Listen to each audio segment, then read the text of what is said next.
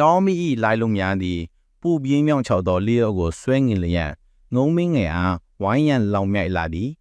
တစ်ပင်မြက်ခင်ချောက်တွေ့သောညွတ်ကြွေများသည်မိကိုမီလျံအဖြစ်သို့ပြောင်းလဲပြောက်ကွယ်သွားကြသည်အတောင်ပန်မစုံသေးသည့်ငုံငယ်လေးသည်မိဘေးအားမသိမ့်မဆောင်နိုင်တော့သည်ကိုသိမြင်လိုက်ရသောအခါစိုးရိမ်ထိတ်လန့်မှုထက်ဂယုဏတရားပင်ပိုမိုနှဆိုင်စွာနိုးချလာခဲ့သည်သူ၏တီးငယ်နုနယ်သောကိုခန္ဓာထျံဤကြီးမားလာသောဘေးရန်အားညီသူမမကာကွယ်နိုင်သောလဲသူ၏စိတ်နှလုံးထဲတွင်သစ္စာတရားအားခိုင်မြဲစွာစုပ်ကိုင်ထားနိုင်သေးသည်ထို့ကြောင့်မုံမင်းလေးသည်မြေကြီးကိုဦးချလျက်ကမ္မထမ်းစီးဖြန်းခဲ့သည်သူ၏စိတ်ဓာတ်သူ၏ကံကြမ္မာသူ၏အသက်အားရိုးသားဖြူစင်စွာစုကောင်းလိုက်သည်ဤတော်မီသည်ငါအားမလောင်မြိုက်ပဲကွင်းရှောင်သွားပါစေသာဟူသောဆူတောင်းတန်သည်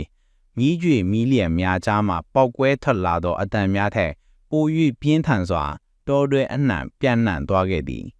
ဤသို့ဖြင့်အံ့ဩဖွယ်ရာအချင်းရာတစ်ခုပေါ်ပေါက်လာခဲ့သည်ငုံမင်းလေးဝတ်တွားရာနေရာမှစ၍မီလျံများသည်တဖြည်းဖြည်းကြာဆင်းသည်ငြိမ်းသွားခဲ့သည်မိကိုမီလျံအစအနများသည်သူအားဝင်းရန်ထားတော်လဲသူ၏အမွေးအတောင်များမှပူချင်းကင်းစင်နေစေဖြစ်သည်ဤအကြောင်းအရာသည်ဗုဒ္ဓမြတ်စွာ၏ရှေးအကျဲဆုံးဘဝကမ္မတကြံမှန်ခြင်းစက်တော်များထဲမှတစ်ခုဖြစ်သည်သစ္စာတရား၏အင်အားသည်တဘာဝဥပဒေသားကိုပင်အောင်နိုင်ကြောင်းသင်ကြားပြသထားသည်ငုံမင်းသည်ဆူတောင်းခြင်းသည်မိမိကိုယ်ကဲ့တင်ရန်ရည်ရွယ်ခြင်းမဟုတ်ဘဲသူအားဝင်းရန်လောင်ကျွမ်းနေသောကပ်ပဲအားကြော်လွားနိုင်ရန်စိတ်သက်ဤခွန်အားကိုရှာဖွေခြင်းသာဖြစ်သည်